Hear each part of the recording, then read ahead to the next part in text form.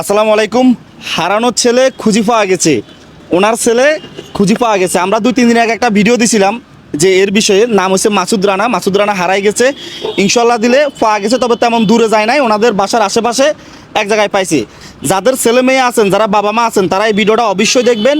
ভিডিওটা দেখে আপনারা অবশ্যই সচেতন হবেন। প্রথমে এক নাম্বারে আপনাদেরকে বলবো, ছেলে মেয়েকে কখনো আপনারা রাগারাগি করবেন না, কারণ এখনকার ছেলে মেয়েরা বিভিন্ন ছেলেদের সাথে বন্ধুত্ব করে, যখন ফ্যামিলিতে একটু চাপ দেয়, একটু রাগারাগি করে, হয়তো একটু মারধর করে, তখন কী করে, আরেকটা বন্ধুর তাল ধরে সে বাসা থেকে চলে যায়। পরবর্তী মা বাবা তাকে খুঁজতে খুঁজতে শেষ, কান্নাকাটি করতে করতে শেষ, ছেলে পাচ্ছে না, মেয়ে পাচ্ছে না। আর যদি খারাপ বন্ধুদের আড্ডায় পড়ে, তাহলে লোকেশনের বাইরে চলে গেলে কিন্তু ওইখানে খারাপ মানুষের আড্ডায় পড়ে যা, পরবর্তী কিন্তু বিশাল বড় সমস্যা হয়ে যা।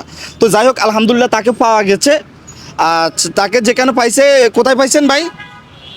মোল্লার ফার্ম।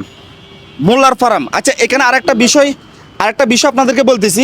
এই ছেলে বাসা থেকে যায়, অন্য জায়গায় চাকরি নিছে। যেখানে চাকরি নিছে সেখানে তো অবশ্যই তার বাবার কথা বলছে, মার কথা বলছে, সে তো সব পরিচয় দিছে। পরিচয় দেওয়ার পরে ওই লোকের উচিত ছিল যে তার বাবা মাকে ফোন দিয়ে জানানোর জন্য যে আপনার ছেলে আমাদের এখানে চলে আসছে। আসলে কি সে এখানে চাকরি করার জন্য আসছে নাকি পালিয়ে চলে আসছে? বিগত 10 দিন পর তাকে সেখানে খুঁজে পাওয়া গেছে, তাও যেই লোকের এখানে চাকরি করছে সে তাকে জানায় নাই, আরেক লোকের মাধ্যমে ওনারা খোঁজ পাইছে। আর তৃতীয় নাম্বারে যেটা বলবো, আপনার ছেলে মেয়ে যখন একটু বড় হবে, যখন দেখবেন যে একটু হাঁটতেছে বা কোথাও যাইতে পারতেছে, তখন তাদেরকে অবশ্যই আপনাদের নাম এবং আপনাদের ফোন নাম্বার মুখস্থ করে দিবেন।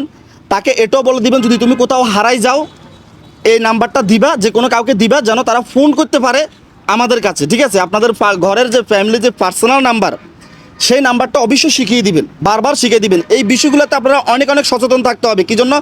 এখন বর্তমানে আমাদের দেশে যেই পরিমাণ ছেলেমেয়েরা হারাচ্ছে, অনেককে খুঁজে পাচ্ছে না, আবার অনেকের খুঁজে পাচ্ছে। তো এই ধরনের হয়রানির শিকার যাতে আপনারা না হন, এই জন্য অবশ্যই আপনাদের সচেতন থাকতে হবে। আর তুমি কি আর কখনো এরকম করবে না। আর কখনো তোমার মা বাবা ছেড়ে চলে যাইবা না।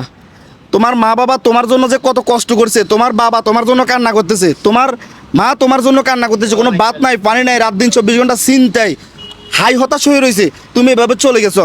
তুমি যেহেতু গেছো, তুমি চাইলে সাথে সাথে তোমায় ফোন দিতে পারতা তোমার বাবার কাছে, তোমার মার কাছে ফোন দিতে পারতা যে আমি তো এখানে চলে আসছি, আপনারা চিন্তা করেন না। তাহলে তো ওনারা চিন্তা মুক্ত থাকতো। তোমার বাবা পুরো চট্টগ্রাম খুঁজতেছে তোমারে। হ্যাঁ, লাস্ট পর্যায়ে আমাদের কাছে গেছে, আমরা তোমাকে নিয়ে ভিডিও দিছি। আর এরকম কাজ করা যাবে না, ঠিক আছে? জি। কোথাও যাইলে মা বাবাকে বলে যাবে। তুমি তো যথেষ্ট পরিমাণ বুঝুর হয়েছো, সব কিছু বুঝো মোটামুটি। তো তাহলে তুমি তোমার বাবা মাকে কেন কষ্ট দিছো? তাহলে এটা আর কখনো করা যাবে না। কোথাও যদি যাও, তোমার বাবাকে বলবা, তোমার মাকে বলবা যে আমি অমুক জায়গায় যাইতে চাই। ঠিক আছে? জি। তাহলে আর কোথাও বন্ধু বান্ধব আড্ডা ধরে কোথাও যাওয়া যাবে না। ঠিক আছে নি? জি। আচ্ছা, ঠিক আছে। তো সবাই ভালো থাকবেন। আর এই ধরনের ভিডিওগুলো দেখে যেন সবাই সচেতন হইতে পারে, এজন্য অবশ্যই এই ভিডিওটা শেয়ার করা প্রযোজ্য। সবাই মিলে শেয়ার করবেন। সবাই ভালো থাকবেন। আসসালামু আলাইকুম।